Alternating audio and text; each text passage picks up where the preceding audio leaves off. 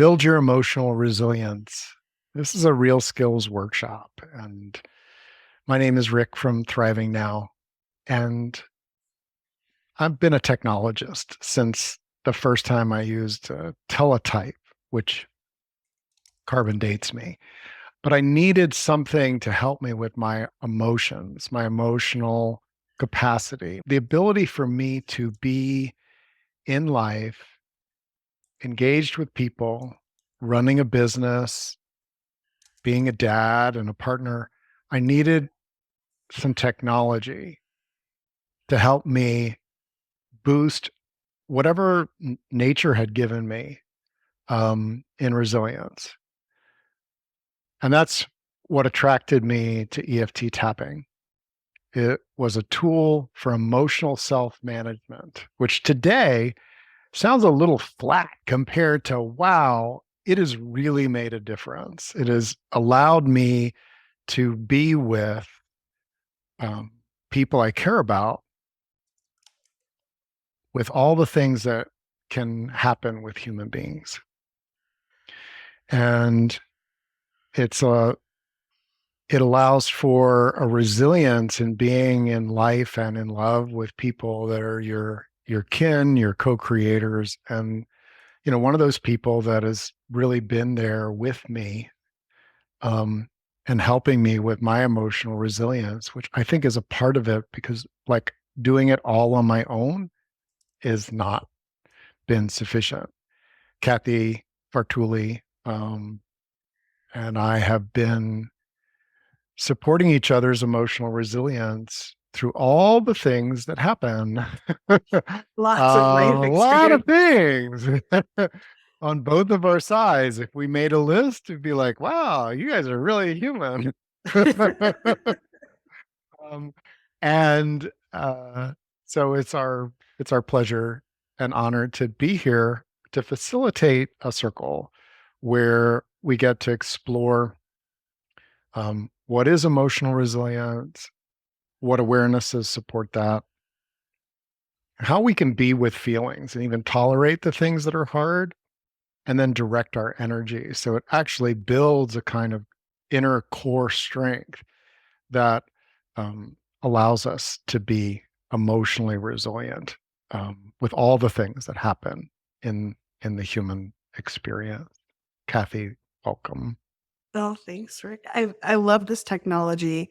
I think that it just gives the power back to the person. So I did many years, decades of therapy where I'd go to the office and I would feel a little better. They had all the skills. I would come in and try to partake of them, but I would go home and between sessions there was nothing for me to do other than try to like self-care as best I knew. And often things life would come up or emotions would come up and I would feel waylaid by them. I would feel like I was ambushed by life way too often. And life still happens. There are a lot of things in life that ambush us. But when we can start developing these skills, we have the technology, we have a way to help treat our the response in our system, our survival brain, which really kind of overwhelms us at times. It takes over and starts running with the ball, and we're like, but I didn't want to go that way. I wanted to go that way. It helps us start training that and building it. It doesn't mean we'll always do it right. It doesn't mean we'll always do it first, but it means we're starting to build that muscle and build that response so that we have a little more control. We have a little more ease in our life. And even just getting a little doorway into that was huge for me because I'd felt so much like things were taking over and I was like at the whim of them versus I really don't want to be the kind of person that I have people in my family that respond to stress by screaming or blaming or yelling at each other. My glasses refuse to stay on my head today. Um, but I didn't want to be that person. I wanted to be the person that was kind and loving and could set calm boundaries with people. And I didn't know how to get from here to here. Like that was like an impossible mission or like I'd see people responding the way I wanted to and I'm like how do you do that? And a lot of them had very different upbringings than I had, different modeling, but they also had learned a different kind of ability to train their system. And I love that you're here. Like, I know it's late for a lot of you, and I just really appreciate you investing in yourself this way. I I'm honored there are more people out there in the world that want to create that emotional resiliency, create the skills in themselves where they can take care of themselves and kind of direct their life, turn the trajectory of their life in a different way. And I'm just honored that you're here tonight. Thank you. So if you look up resilience, it's the capacity to recover quickly from difficulties, a kind of toughness, but I like spring back into shape, kind of an elasticity. And emotional resilience, for me, one of the things I look at is as I look at the arc of my life doing this work, there were things that would come up and they would trigger me. Okay. I would be in my primitive brain. I would be anxious, even panicked, um, really upset, kind of looking around like I don't know what to do. It could be like a credit card bill that I had forgotten that I had bought new tires and it was going to be a lot larger than I expected. Very human, right? Um, as I look at the arc, there's an older Rick who didn't do this work, who would take a week or more with a lot of cogitating on it before I would recover and kind of get back to being okay. I did get a credit card email last week where I forgot $1,200 for tires, right? I'm like, why is it this much? Now the intensity was much lower. It was more of a like, what? Oh, the new shoes for Max. My car's name's Max. Um, and just a little bit of tapping, and now I'm already bouncing back into shape. Get some water, kind of ground myself, and it's like, okay, yeah, that's what that is. Now, that may not seem like a big deal to some people who don't have that relationship with surprise as I do. Negative surprises, even good surprises, are not like easy on my nervous system. But I'll say that if resilience means that I can bounce back in a day instead of a month, or an hour instead of a day, or 20 minutes instead of an hour, well, that's huge for me. And if it would be huge for you, I I want to again redefine, add to the definition that resilience is something that we have a certain amount of natural resilience, but it is something that can go up by 10x, 100x. You can make orders of magnitude changes in your resilience over a period of years by taking small steps that feel pretty darn good in the moment. And as you look at that arc, which I think is the same arc for physical vitality, the same arc for clarity and expressiveness, little small steps over an extended period of time applied with skill, wow. In the same way we can lose resilience. And sometimes we lose resilience through something as huge as the pandemic and all the impacts and changes that were there. Sometimes it's an accident, sometimes it's anything. But the good news is that humans do show this capacity to develop resilience. And emotional resilience to me is where it starts. If I have emotional resilience around finances, well, then I'm going to not spend as much time in primitive brain. I can be more proactive and curious. In relationships, if somebody does something that triggers me, I don't have to stay out of love with them, being pissed off for a month or a week, like some people I know still do. Um, and I can bounce back in a short time and then repair and reconnect. Um, so Yeah, I think go. one thing to point out is that when we kind of react strongly, there's a sense in our survival brain that we can't handle whatever we're seeing. That surprise. And many of us have learned that from when we were very little, where we had surprises happen. They were more than our little systems and our little brains and our experience could handle. And we learned that, hey, this kind of surprise is, it feels awful to our body. We don't know how to handle it. It's in effect a trauma. A trauma is something that we don't know how to handle. We don't think we have the resources to handle. Right. When we're really little, a lot of things can seem traumatic. And many of us are raised in environments where we can't easily heal those old traumas. So we carry them forward. Then we have that response to a bill or something else where we're like, there's that literal panic in our body, which is very hard on our system. Yeah.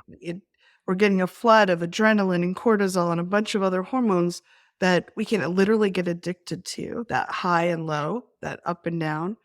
And it's hard. It's a roller coaster for our body. Our body is meant to have an occasional high like that, like run really fast from a tiger, but it's not supposed to happen 15 times a day. Generally, our systems are not set up for that. So it can be very aging. It can make people feel very achy, exhausted. It's tiring. That surge of adrenaline, it sucks up a lot of our psychic energy. And then why am I so tired all the time? Well, my body feels like it's run from lion 15 times today. And no wonder I don't want to take the trash out. So when we start doing this work, what we're literally doing is going in, tapping. They don't quite understand how it works, but we know that it makes the prefrontal cortex and the survival brain communicate. It helps them integrate old traumas so they're no longer traumatic. There's no longer that same feeling in our system. So when we get the bill the next time, maybe it's gone down 10% or 15 or 100. It doesn't, depends on the person and how many different traumas fed in it. But even a small shift down lets our system respond in a different way. And when there's a little bit of air, I call it. So if it goes from 100, like this is world shattering, the world is going to end, to 99, all of a sudden air can get in there, so to speak. Our cognitive brain has space to get in there and start helping us solve the problem much faster. And it starts healing the trauma in other ways as well. So we can start clearing out this very reactive system, and we don't respond like a lion. It's like, oh, and instead of feeling like a lion's about to bite me, I'm like, oh, there might be a lion on that hill.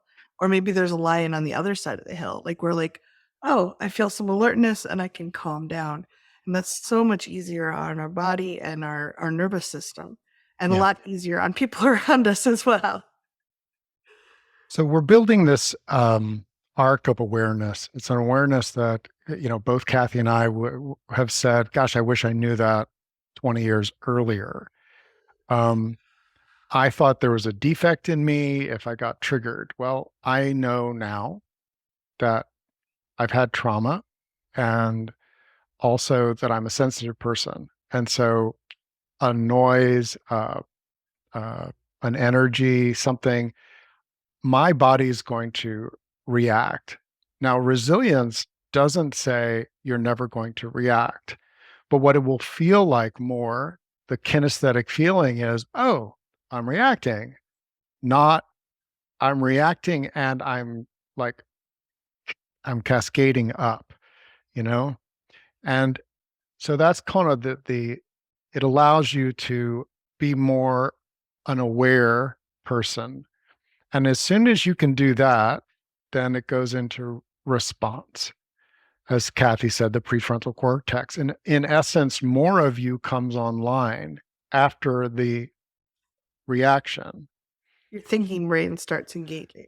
And your heart and your gut and the things that matter. And part of emotional resilience is going to be building and strengthening those so that your primitive brain knows it's actually better for you to go toward response. There's also the cascading down. So there's the cascading up. I'm reacting and I'm going up, more and more anxious. there's also the cascade going down, kind of like the roller coaster. And it's really human to, if you go way up, to also then come way down. What goes up must come down. There's some truth in that in our energy field too. And and again, part of this emotional resilience is not that you're not going to find yourself going down. Um, it's going to give you a sense that, when I start going down, here are some things that I know I can do to soften that to a place of resilience. Just, okay, so I'm starting to feel very helpless. What can I do? What can I be? For me, I start tapping my collarbone point because there's so much that's out of our control. The external world, so much, right? But even sometimes in our own home, I've got a 2-year-old, big feelings, powerful, big feelings. And when she goes down, she can, like, the look on her face, and I can feel very much like, oh, nothing, she's not responding to me. And I had to build a resilience. So it was like, I feel helpless. I feel helpless. I feel helpless. And I choose to feel present. I am helpless, and I can still be present. So the awareness is, you're going to notice your energy system doing certain things, and you're going to give it a place that feels you. Like, for some people, being present is not what they want to do. I want to feel, and I am free to go do something else. I am free to take some space, for example. Um, and that's part of the real skill that we'll be exploring. But we've defined it, the awareness, your things are up and down. If you look at your heart rate, I've got a really cool app on my watch and my phone. Just going for a walk, you see all these ups and downs of my heart rate. Guess what? My biochemistry is doing that. My nervous system is doing all of that. My emotions are doing all of that. I'm pretty sure the other day when I saw something that was just so beautiful, it was a beautiful sky and the sun was coming through. I'm pretty sure that it showed on my watch that was a peak experience for me. It's like, whoa! And then it settled down. Well, that's, again, if you're used to criticizing yourself and that's depleting your resilience, we hope that Kathy and I really hope that you hear that we're human, you're human, we have these things, and with these skills, you can make it feel more natural rather than artificially amplified or crashing. I'd like to go, you were talking about the amped up and the coming down. I'd like to just slow that down a little bit and go through what happens. Because I think once I understood what was happening, I slowed it down a little bit. It gave me something to grab onto. So maybe we get a bill that we weren't expecting. There's some kind of surprise, and we're surprised. That's not great. Like, for most people, like, we've associated that with not a pleasant feeling. There's a judgment about it, but we have that physical reaction to surprise. And then, because we've been taught over time that having that kind of, many of us were not raised in families where someone says, oh, you're having a trauma response, this is normal, it's okay, let's breathe together. It was like, I mean, in my family, it was like, I'll give you something to cry about. Like, you want to keep that up? Like, there was a lot of criticism. So there tends to be, when we feel some kind of physical reaction that we associate with negative emotion, like surprise, shock, anger, betrayal, whatever it is, we tend to amp it. Like, we judge ourselves, and we treat it kind of like a snake. We've learned that that's a bad thing. It's going to feel awful, and we're bad for having it. So there's all this other stuff that's coming in, all these thoughts and judgments that are coming in on top of there's the initial reaction, which is, maybe not great, but then we pile all this other stuff, not even consciously, onto it. It's almost like someone dumped a basket load of snakes in our lap. It's like, ah, like we react to the reaction, and we ramp up and up and up. And then when we finally exhaust ourselves, often we come back down, and it's usually not a calming down, it's a negative, like, how could you do that? I'm exhausted, like beating ourselves up, A like suppression. a suppression, depression, versus calming ourselves down gently. So, one of the best things we can do for this whole process is to realize it's a lot to take in at first, because often it's happening subconsciously and it's happening really all together. So, we don't notice the steps in it. But when we can break it down and just go, oh, I'm having a human reaction. My nervous system is still untrained. I'm training it differently now. And we can calm ourselves down rather than depress or suppress ourselves down. We start building in different responses.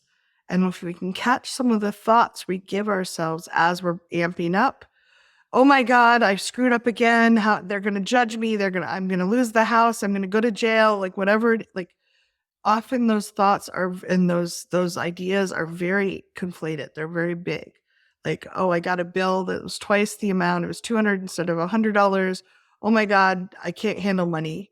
I shouldn't be given money. People are going to take my house away. Like whatever that is, we amp it up versus, oh, I'm surprised right now. So I just wanted to break that down a little bit for you, because a lot of people don't understand, they're not aware of what's happening. And once you have that, someone pointed out to me, and I'm like, oh, and I started noticing it, catching it, and going, oh, I don't really need to say those things to myself.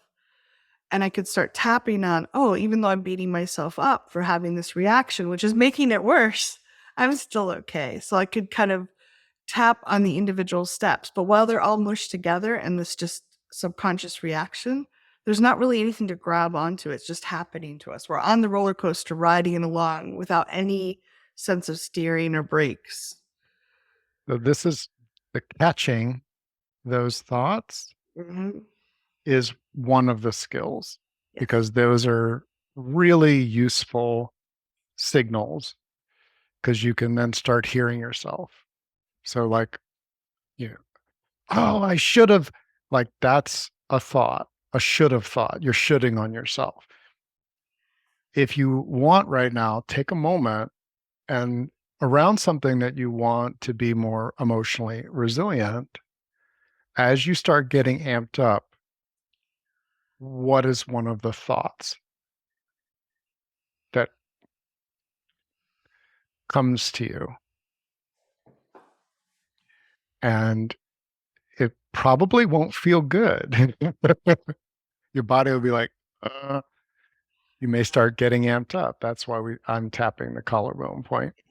So Could just you to lead us share an in a tap? example, should we share? You could. So the other And I'd day, like you to do some tapping for yes, this catch. excellent. The other day I was talking with Adira, Rick's little one, who I adore. We were on FaceTime and we were having a great time. She was showing me her books and something she was coloring, and I had to leave. I had another call, and I said I have to go, and her little face collapsed, like she did not want me to leave, and just like I saw that, and I went through my, oh, I'm letting down someone I love. That's like I've been kind of that had been one of the hooks people used to manipulate me when I was younger. So I was like, oh, I'm letting down this little being. And I started getting upset. And I started, like all the judgments that I've tried very hard not to let through started flooding in. And I was like, oh, I'll cancel my appointment. Which is not really good either. She shouldn't be able to like control everybody around her if we can help it, though she's cute enough. But like there was this cascade, like while she looked very sad. She said no, and I started beating myself up. So there was the initial, oh, I'm so sad she's sad, but then the beat up that I added on top was what made me feel much more intense. So okay, so I'd love to I'm letting down someone I love. Yeah. That may be something that some people might use or feel, whether it's spoken or not. We use EFT tapping. We have a whole course now on learning EFT tapping. If you go to thrivingnow.com/tapping, you can sign up if you're new to it. And Kathy we're not going to teach tapping, but you can learn about it there and follow along. And you'll probably get a sense for its energy and rhythm. And you're welcome to put in some of the things you tell yourself in the chat. We won't read anybody's name with their associated words, but just getting them down in a group can help release some of the shame. So often shame breeds in darkness. And if it's in our head kind of spinning around by itself, it's a lot harder to release it. So if you want to share, someone shared, I'm stupid or I'm hopeless are words that they share with themselves.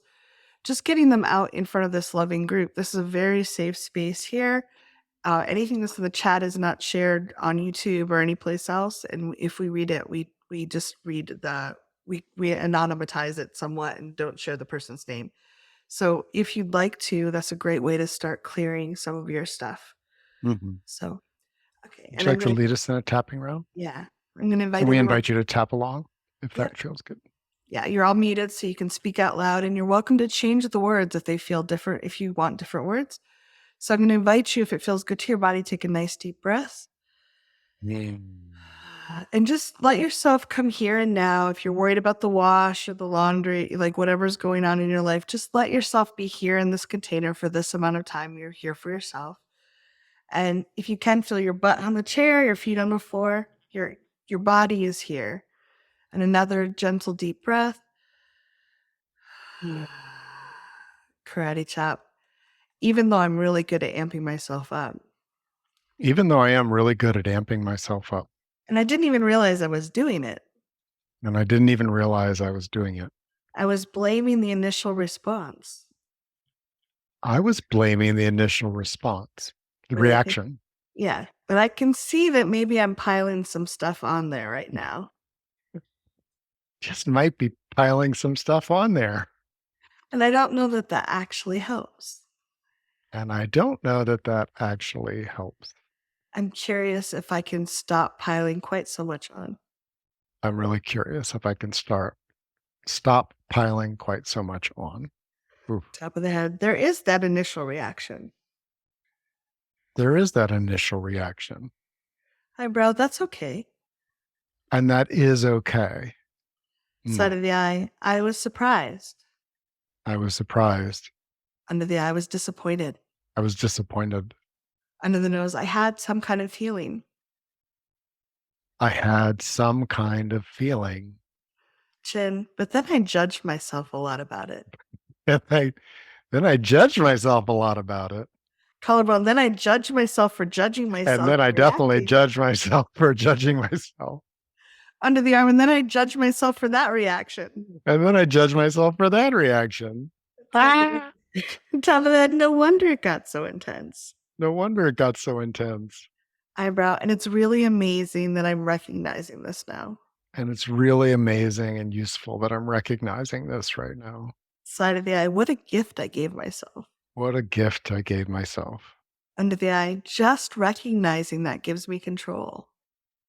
Just recognizing that gives me some control. Under the nose, it doesn't mean I'll stop immediately. It does not mean I'll stop immediately. Chip, but I'm recognizing it now. I'm recognizing it now. Collarbone, and I can generally moderate things I recognize. And I can generally moderate things I recognize. Under the arm, I'm really glad I gave myself that opportunity. I'm really glad I gave myself that opportunity.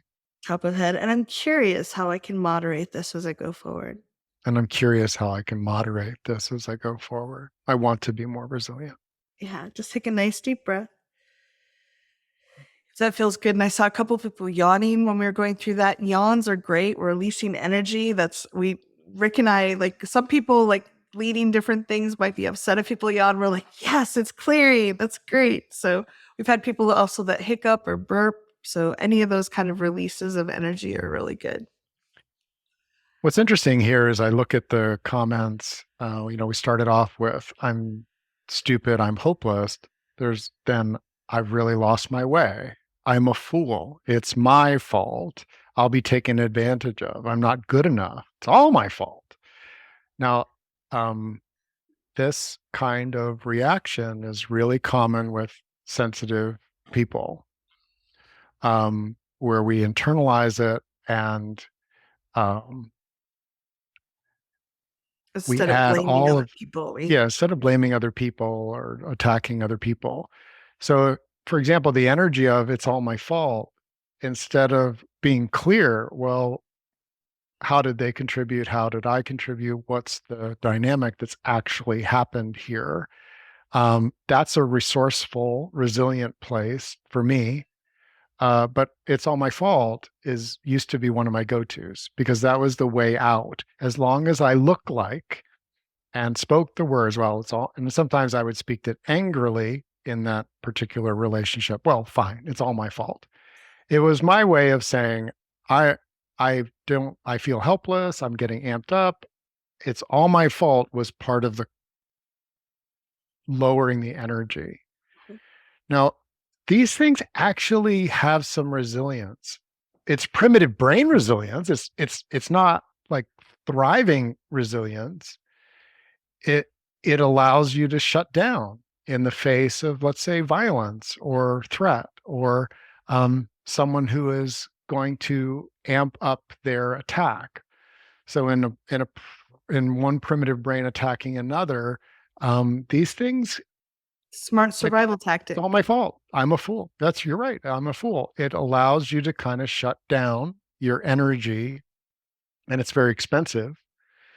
And so what we're looking at for resilience is, okay, well, what if you're not a fool? And what if it's not all your fault? Where,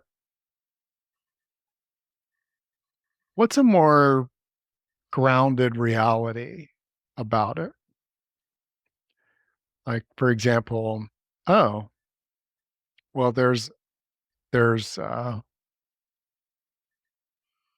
I see it one way, they see it another.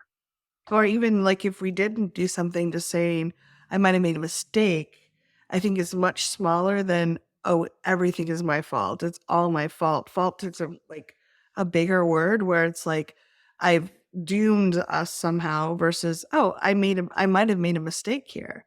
Or I did make a mistake here. It seems a little like, to my brain at least, it's a little bit smaller and not so encompassing of like the whole situation was my muck up. Right. So in this dynamic, if you've noticed yourself feeling like it's all my fault, that's your, oh, you just caught it. Mhm. And there's an opportunity, and maybe it's a couple times a day. Maybe, Or you know, hundreds. well, again, like, I don't know how often this comes up for you. Each of us have our own, ecosystem of these things. I really know from professional experience and personal embodiment of this that if I take one of these things that I catch, just one of them, and I do a round or two on it, that I'm building resilience. As Kathy said, when we share it, as some of you so bravely have, um, that's an aspect. But and also when I share it with myself, so this is how I shifted some of the it's all my fault. Okay, I'm just going to see if I can remember what that was like, and you're welcome to tap along. Um, Even though it's all my fault, Even though it's all my fault. just ask them. Just ask them. Oh, I'm open to accepting myself anyway, I'm open to accepting myself anyway, even though it must be all my fault. even though it must be all my fault. They're so sure. They're so sure. And a part of me is so sure. And a part of me is so sure. That feels a little black and white to me. It feels a little black and white to me.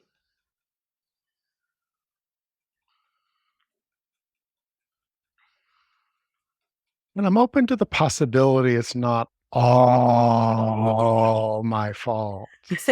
And I'm open to the possibility that it's not all my fault. All the time. All the time. It's all my fault. It's all my fault.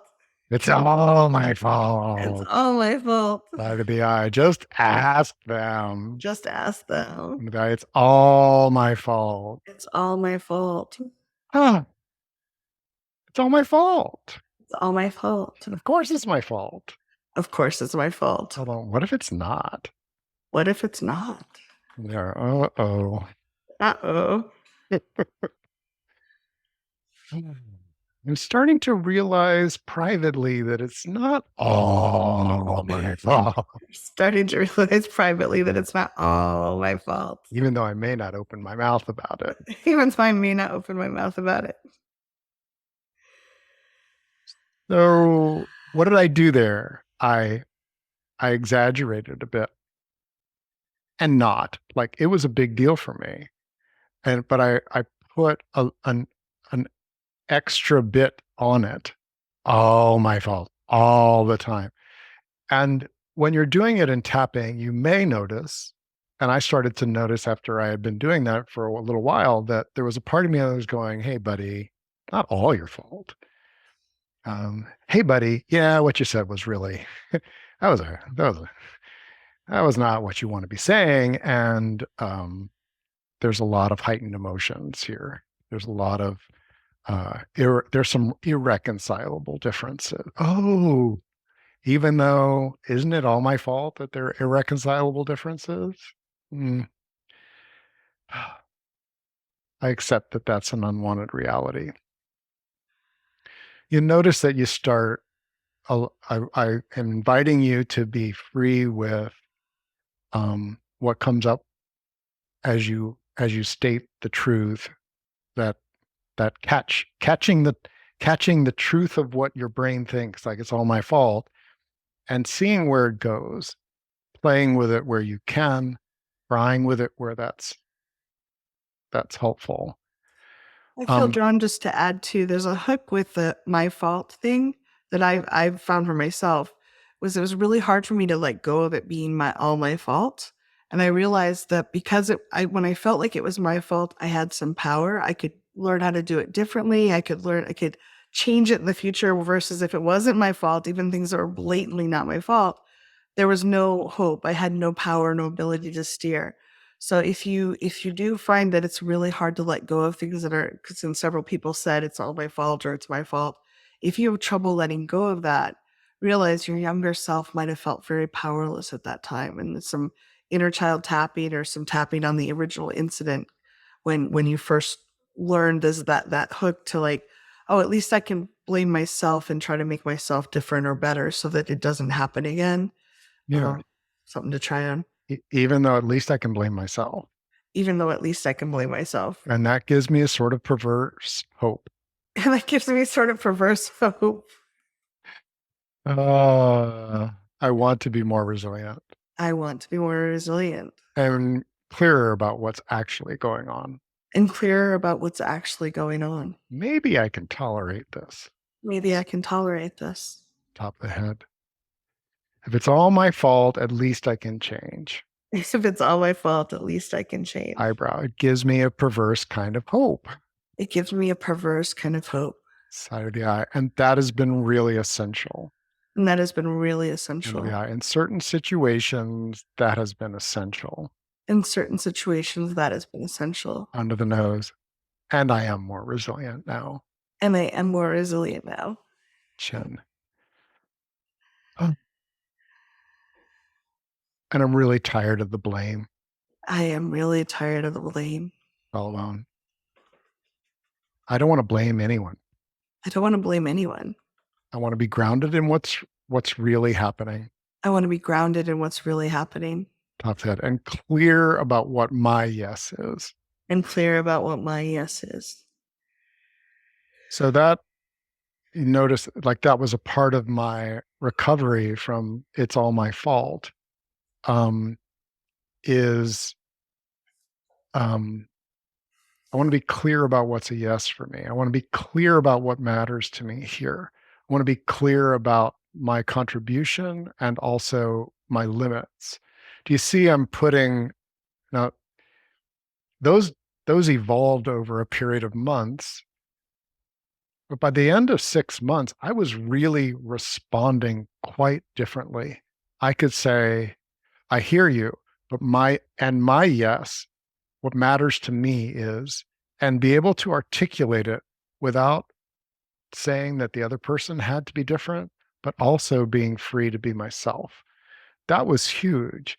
Not That having to go on the whole roller coaster ride first. right. And now there's still doorways where the question of am I at fault? As Kathy said, letting down someone you love. That's still a doorway I'm working on. In fact, I'm more aware of it from scheduling this workshop and thinking about resilience, like where am I not resilient? Um, but that's different than landing in that harsh place of it's all my fault. And um, that's why, writing it down, your catchphrase, doing some work on it, seeing where it comes up. If you, the great news about tapping is it can be done retrospectively, which means you may not catch yourself in the morning, but at night when you're feeling like, oh, I'm so Or exhausted. 3 days later. Oh, I didn't actually catch myself when it happened, but I'm aware that I really, I took the blame, all the blame. I took all the fault this morning. No wonder I was dragging my butt, even though I was dragging my butt all day because I took the fault. It's okay. I'm still working on this. And what matters to me is to be what? Yeah. I love that, like Rick, bringing that in, like it doesn't matter. It could be 10 years ago that we had that reaction. We can still tap on it now and it will help our system moving forward. There's room. We can expand the space for ourselves. And is it okay if we go into tolerating a little Yeah, more? that was my. One of the best ways I've found, and I think Rick is as well, but finding doing little doses of tolerating of the emotions that we don't want to feel. So if we feel we get this letter that creates anxiety, and we've learned that anxiety is something we can't handle, it's too much, it's horrible, it's going to feel terrible. It really is like someone dumped a box of snakes in our lap. It's going to set off a chain reaction. So when we can take just a little dose of that anxiety, that fear, that whatever emotion we feel when I'm not good enough, like hopelessness, whatever it is, if we don't want to we're not going into the gym and grabbing the 300-pound bell, and like we don't want to do that because that won't teach our system that we can handle it. That will actually reinforce that we can't. So if you can, think of a situation where you felt the emotion that you most like to avoid. Me, I hate surprise like Rick does. I also hate disappointing people. So I could choose either one. Like, what do I feel in my body? How do I notice what sensations are there in my body? But we want to pick something that is not a 10 out of 0 to 10. We want to pick something like a 2 or 3 or 4. And if you can identify that and just see not only the thoughts in your head, but the actual sensations in your body. So when I think of disappointing Indira, there's a heaviness in my heart and kind of a tension in my chest. See if you can get into the sensations. And we're just going to do that together for a moment. So we're only going to do it for 20 seconds. See if you can identify that sensation and bring it forward. Feel it in your body and breathe. And I'm going to tell you when 20 seconds are up. So we can start now. And just breathe into that feeling. We're okay. We're here together. We're just noticing this feeling. You're doing great.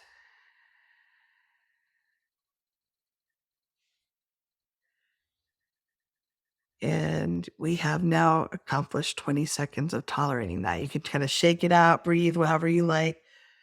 And that really helps. Pause for a second, if you could. Ground yourself for a moment. Like look around your room. Yeah. Feel yourself in the chair. Let gravity work a little bit on you. And also your bones lift you. So gravity settles, bones provide structure, and they're living. Our bones are living. And And it can really help to also appreciate yourself. You just tolerated a feeling that you normally run away from. So if you can, just like give yourself like, hey, I showed up. I could have been watching TV, curled up on the couch somewhere, eating pizza, whatever. I showed up to this call, and not only did we do a bunch of tapping and stuff, but I actually tolerated this feeling that I thought I didn't want to feel. We learn when we're little what emotions mean. And when we're little, we don't often have the skills or the experience and often not the support to work through emotions. Like little kids learn about disappointment when Santa doesn't bring the pony when they're 3, and they are devastated because they don't have the pony. I have promised Adira many ponies. I have not yet gotten to deliver them. Rick has said no ponies in their rented house. So if she's disappointed, it's not my fault. But we learn that, like little kids, that disappointment is devastating. It's just like, I have no control of my world. I'm not getting the things I think I need. Like, it's awful. It's a terrible feeling.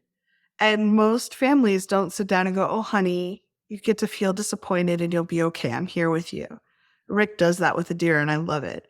Most families are like, pull yourself together, stop being so selfish, I'll give you something to cry about, whatever it is. So we anchor that feeling is awful. So for just 20 seconds, you tolerated some feeling that you have learned early on, likely, that it's really hard to deal with it. Your system can't deal with it. And you just helped your survival brain realize, well, maybe I can tolerate small doses of this. And as we give it small doses over time, ground, and then celebrate afterwards, we start getting this like, yeah, I'm kind of a rock star around disappointment. I can handle it. Yeah. And then we don't go into that like cycle.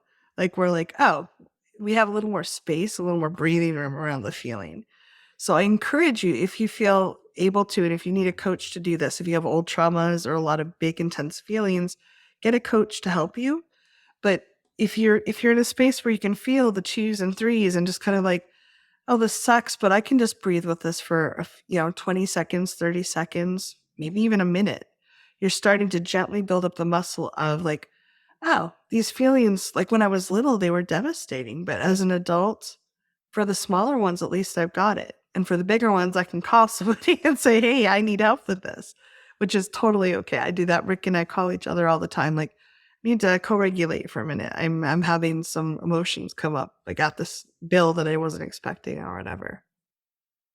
Well, I really appreciate you bringing this as part of our workshop, because it puts, the word tolerate to me on its own felt like putting up with.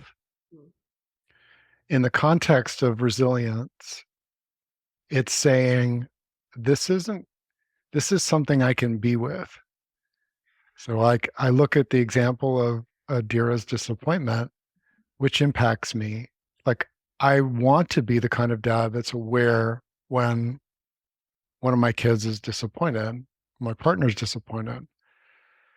And if I find that intolerable in my nervous system to have that awareness, if I can't be with it for 20 seconds, and as someone said, it helps to soften the body while tolerating a small dose. I believe that my own personal experience is that it doesn't take a whole lot of tapping. Sometimes it's just like I put my hand on my collarbone points, and if I can tolerate where someone is emotionally for 20 seconds, not dissociate. I mean, if I need to dissociate, fine. But if I can actually tolerate, as Kathy said, oh, I'm aware that there's this feeling like my face feels like on the edge of tears, or I'm noticing this kind of, oh, I wish it was different. If I can be with that feeling for 20 seconds, maybe a minute, the environment is going to change. One, I'm offering co-regulation. I'm with a powerful feeling, including my own, and I'm regulating it. Doesn't mean I like it. Regulation does not mean we like it. It's that we are with it and we're dropping out of our primitive brain into a greater body awareness. If I'm doing that, that sends a, a powerful signal to every other primitive brain in the area about what is okay, tolerable. I realize that now that we've put words to it, I'm auditorily sensitive. Part of my neurodiversity is a kind of auditory sensitivity, which can really help me hear and pick up a lot of energy and meaning. And I hear spirit, I hear all kinds of things, but like really loud, shrieking cacophony Like children. is a lot of signal. And what I noticed was I was starting to get just the first bits of that and reacting by trying to stop it. That's not resilience for me. I was putting a lot of reactive energy into the trying to stop it because it was intolerable. And I, when it wasn't right in my face, I'd be in like the kitchen. I would just start tapping and being with the noise and just seeing where it goes, seeing what happens in my body. And sometimes the words out of my mouth 30 seconds later would be, "Hey, buddy, that's too much sound energy for me." Now Not that's judging that person, not judging him, that's not very different than like a knee-jerk reaction, which is you need to stop that oh, now. you Like can't shut up. because I'm trying to protect my nervous system. So in this emotional resilience practices, we're we're not saying tolerate it as a chronic condition, but the first step of saying taking something that doesn't like this is intolerable. Well, maybe, but let's see how it is for 20 seconds, being with the feelings. Um, I've done that with news stories that have like struck me as being intolerable. And like, what am I actually feeling? I'm feeling just such deep sadness. Or like, really? Like, no. Or sometimes I misread the headline and I'm making up a whole story on its own. Well, and for me, like if I'm with the feeling for a little bit, and then I tap on something that feels the sticky part of it, like even though I wish it wasn't like this, it is. Can we do that's a useful tapping? Can we just go Yeah. through that? You want me to do it, or you want me to? Okay. You started. You're Or you welcome. too. Yeah.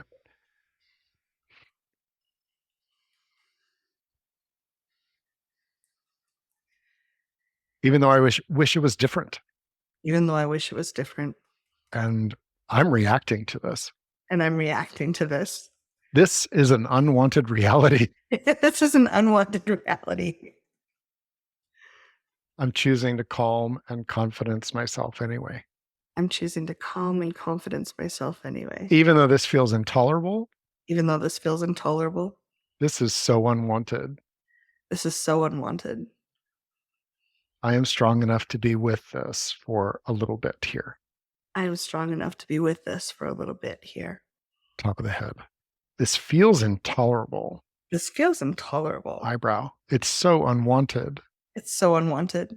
Side of the eye. It is so unwanted. It's so unwanted. Under the eye. It feels intolerable. It feels intolerable. I don't know. My knee-jerk reaction is that it's intolerable. My knee-jerk reaction is that it's intolerable. Jen, what if I tolerate it for 10 seconds?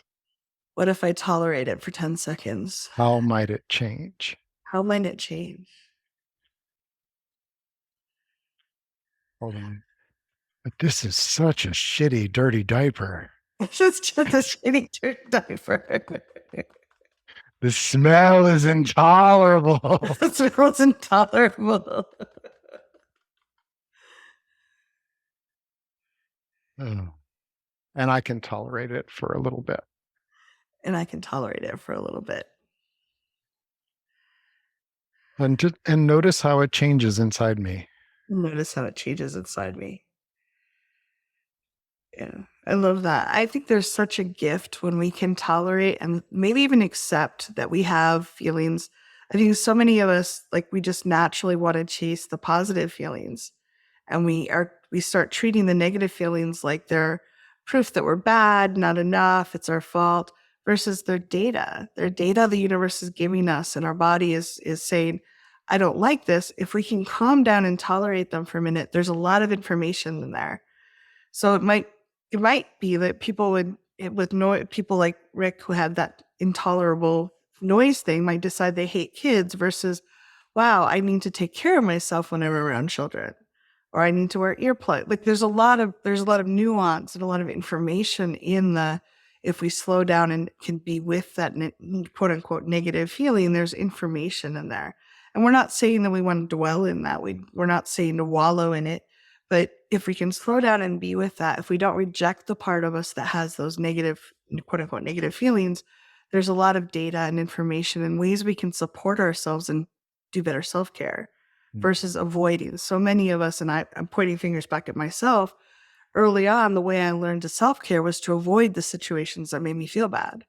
But then my world started getting kind of small and constrained. And oh no, I don't ever do that versus, I'd like to try that. I might decide I want to leave early or kind of exploring and letting the world kind of get bigger and have more adventures. So I think there's a big gift that for all of you that did that exercise, you just gave yourself a beautiful gift, I believe. So Break time? we're going to take a 7-minute break. And if you're watching on the recording, we invite you to do the same. It's a moment to come back into your own energy and see what's right for you. If you're here and it's right for you to take what we've done so far and take an exit, to pause, come back to the recording later or not, you're invited to follow your guidance system.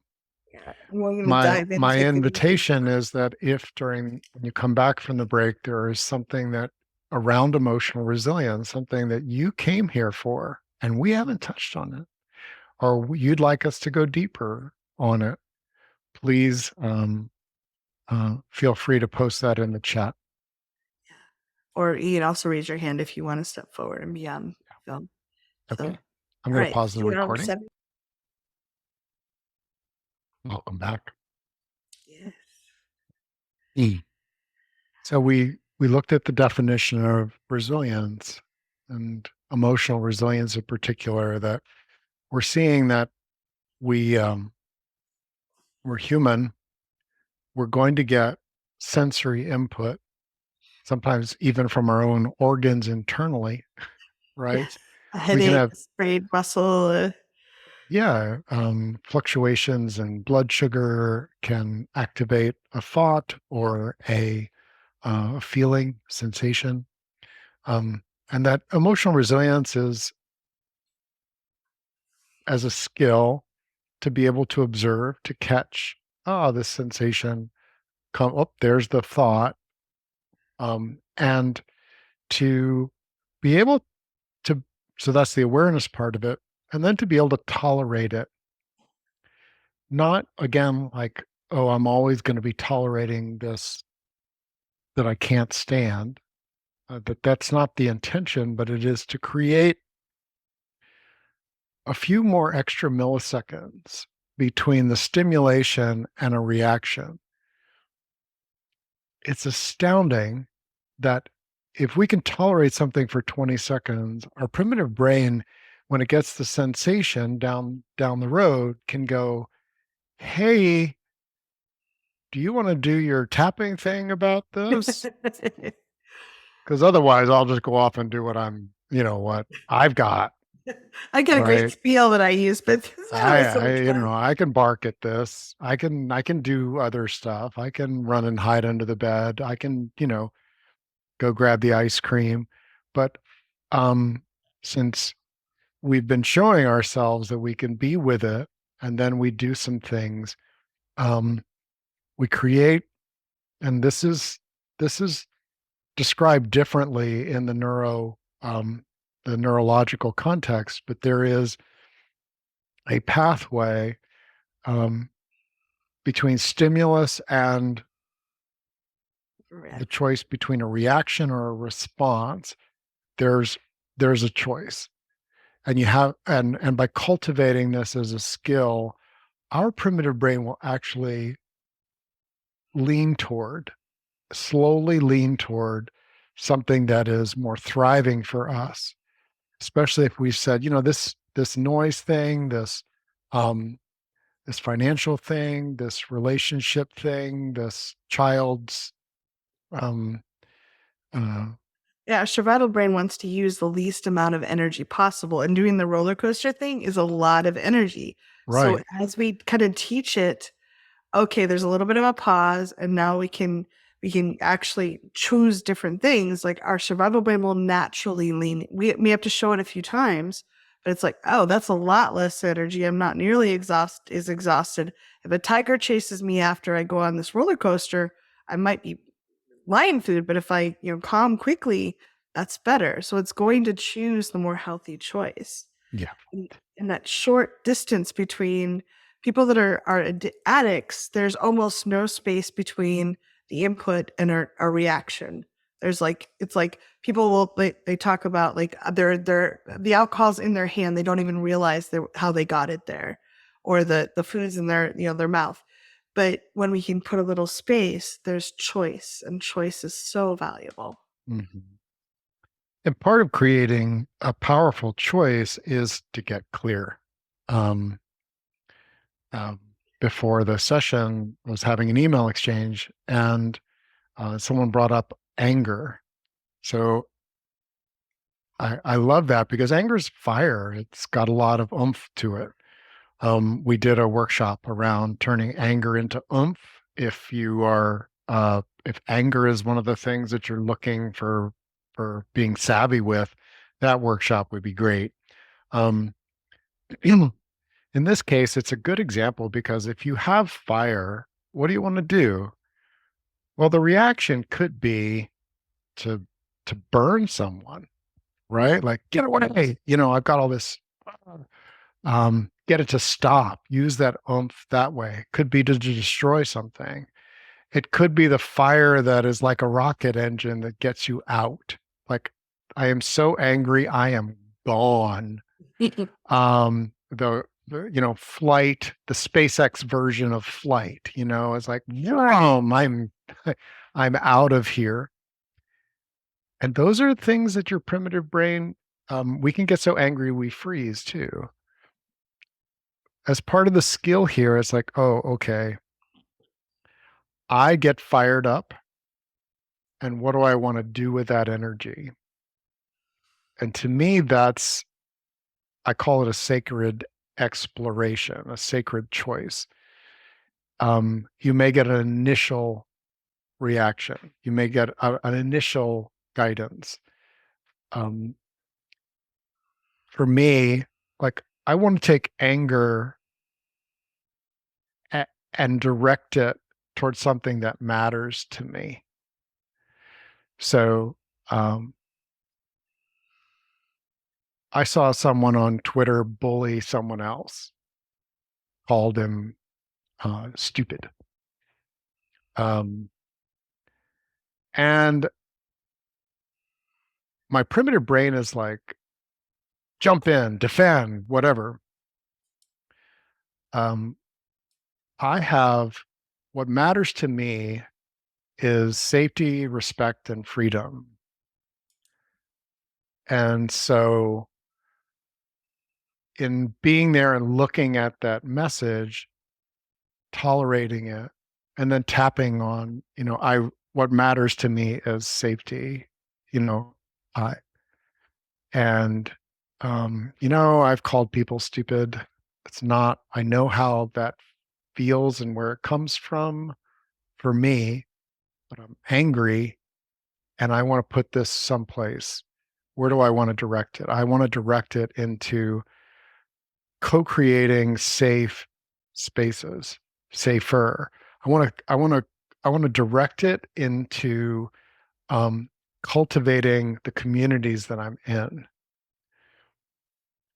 And I went and I replied to a couple people who um, had emailed me about something.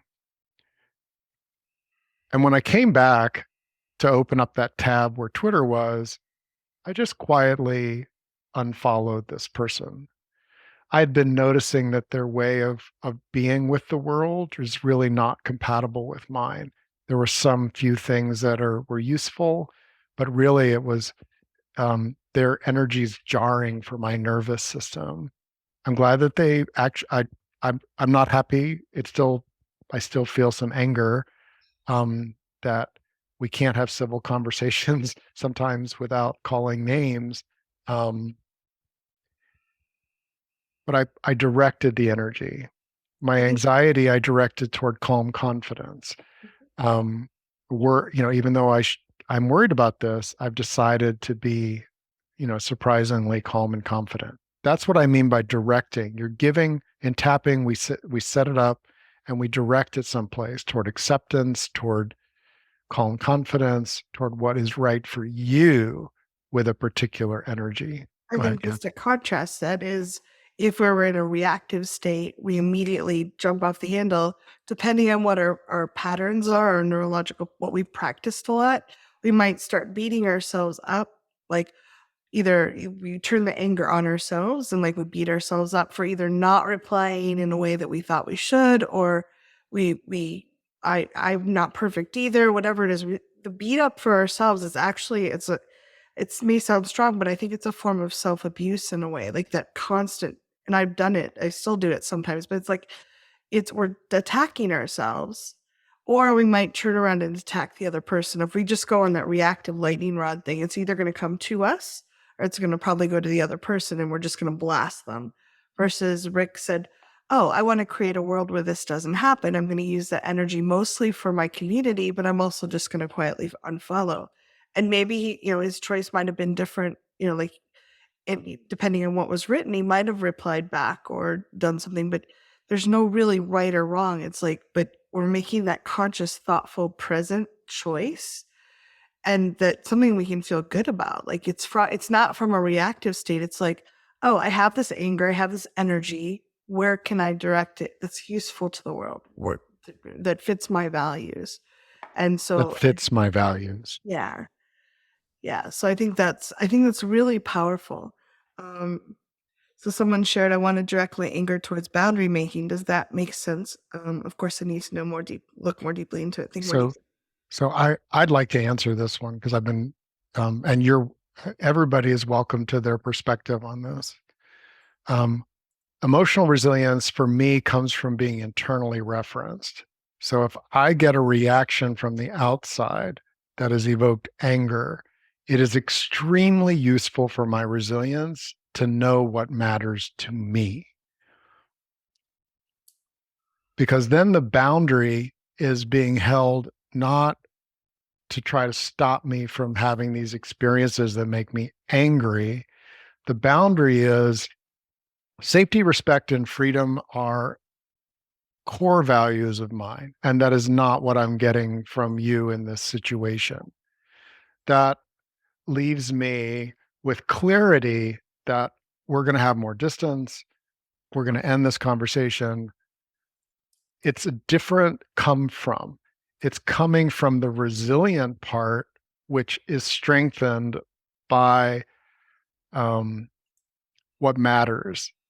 And at first, when you like the first time I tapped on, and I've decided to be calm and confident anyway, I felt calm at a 0.01 and confident at a slightly less than that. But when you keep saying, and I've decided because it matters to me to be calm and confident here in this situation with this, um, that's my come from that matters to me. I am not perfect at it. We embrace our imperfection. Imperfectionism is a concept for thriving, but I at least know where to go with the energy.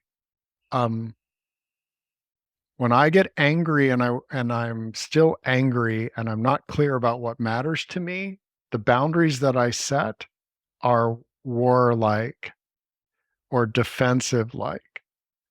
They look they feel less like where I where I need to be in relation to someone else in order for me to feel good. It feels more like we're at war. Does that make sense? More aggressive than like say offense that would be a healthy like. And there are times where we need to turn up the volume and be like, I like Rick talks about like we can just turn up the volume until people hear us sometimes. Like, I'd really like you not to do that in my space. I'd really like you not to do that in my space. I really need you to stop doing that in my space. Right. You have to leave the space. So we can't tell. Boundaries are important to notice that I can control things that are mine. Like I can control access to my attention, my presence.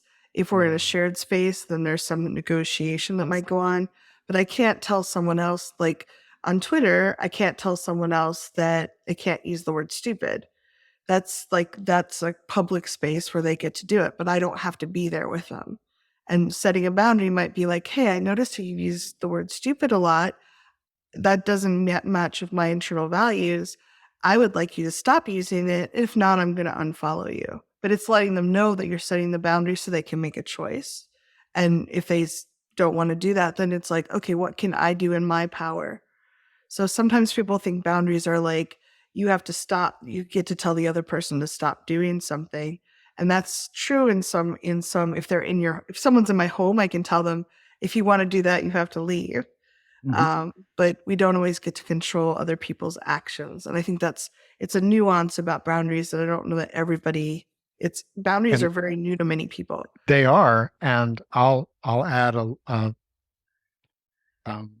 because we were talking about this public venue. He wasn't calling me stupid. He was calling someone else.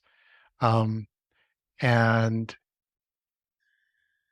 to me, if I want to be emotionally resilient, I want at least 3, 4, 5 boundary changes that I can do that don't require me to communicate or get them to change at all.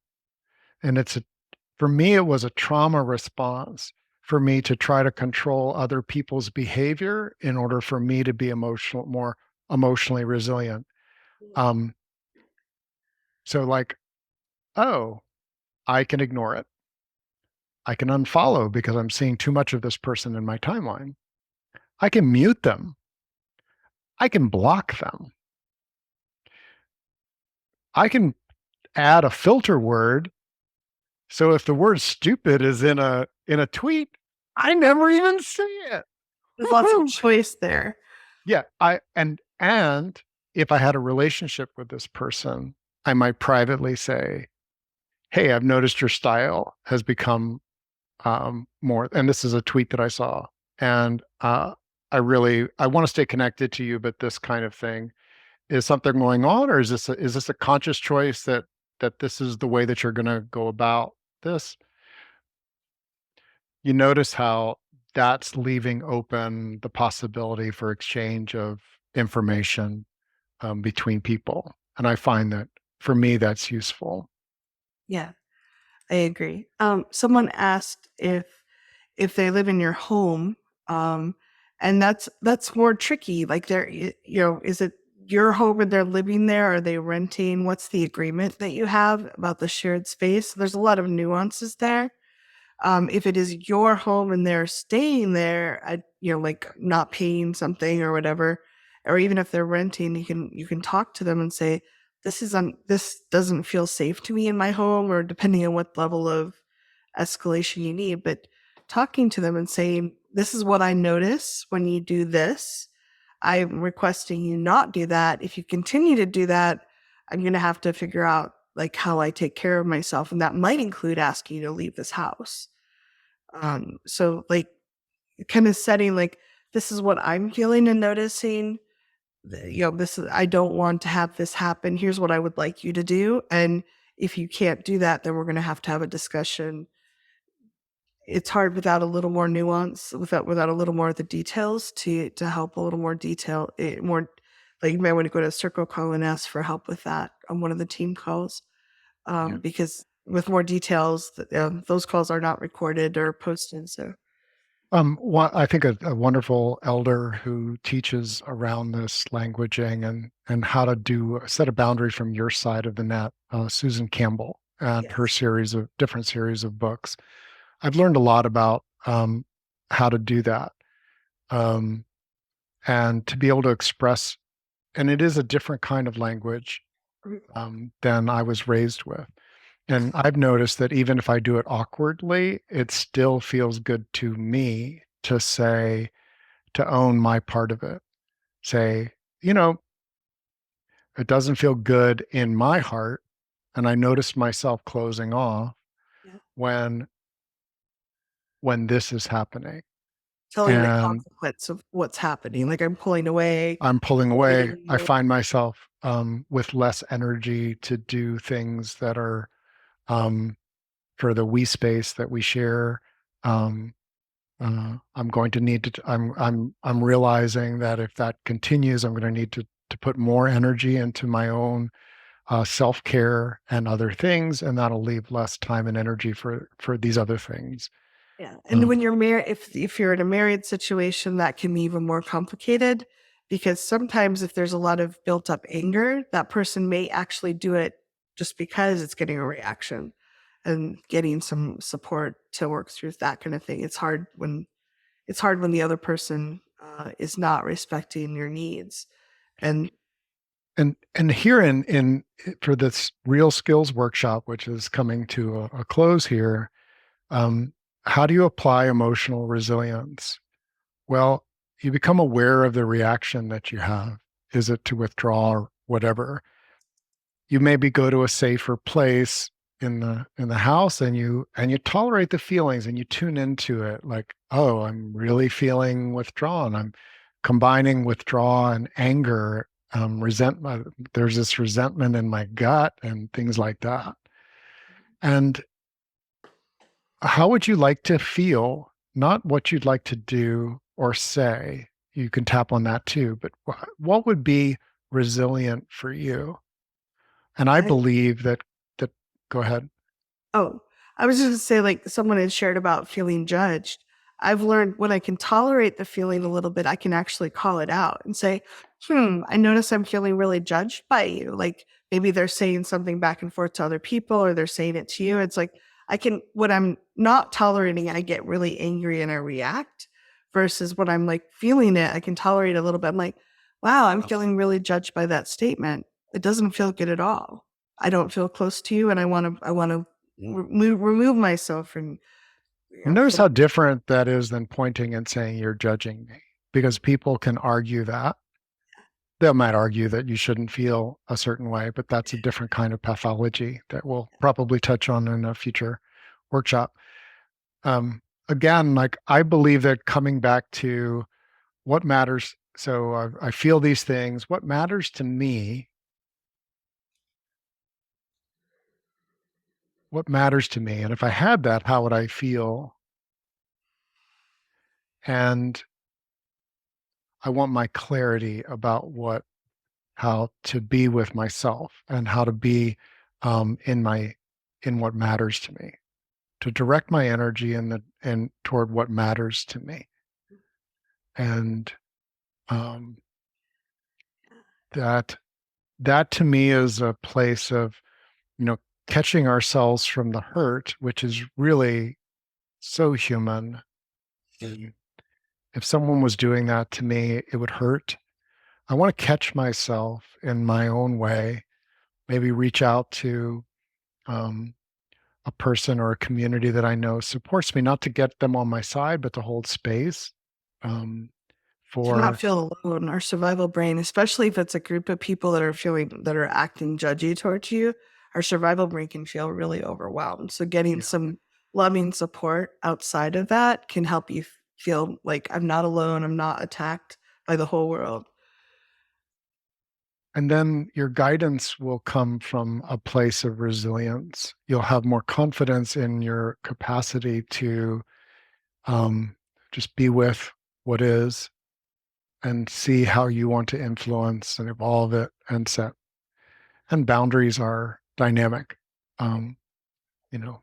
So thank you, Kathy. Thank you all Oh, for this being is here. amazing. Please know these seeds, like the thoughts we've shared with you and what you've let in, those are planted. You're gonna just notice them at different times popping up, and you can encourage them by celebrating and appreciating yourself when you notice. So my tendency is like, oh my goodness, I didn't notice that for 3 whole weeks. Damn it. Versus, oh my God, thank you so much. This popped up. Like we want to water the seeds with appreciation. So like these thoughts are there percolating. Your survival brain's going, I'm suspicious about this, but I might be willing to try it on. If you can set aside the time to tolerate for 20 seconds a day, even do a little tapping and really appreciate yourself when you notice yourself stepping out, that's going to change the trajectory of your life in such profound ways. And I just really appreciate the courage and the willingness and curiosity that brought you here tonight. But you rock. This is amazing. I see some questions, including ones like, what does tapping actually do? If you go to thrivingnow.com/tapping or thrivingnow.com/courses, you'll see the Learn EFT Tapping course. We we have a full ebook on that, what it does, what we think it does, the results that and the mechanisms. And at thrivingnow.center, we have a community center where you can ask specific questions, and members of our community and myself will um, engage with you there. We really appreciate your participation, and yeah, we're definitely open to feedback, suggestions, and the ahas and celebrations that you might want to have too. So Yeah. thank you, Kathy. Great work, everyone. Thanks so much, Rick. Good night. Bye.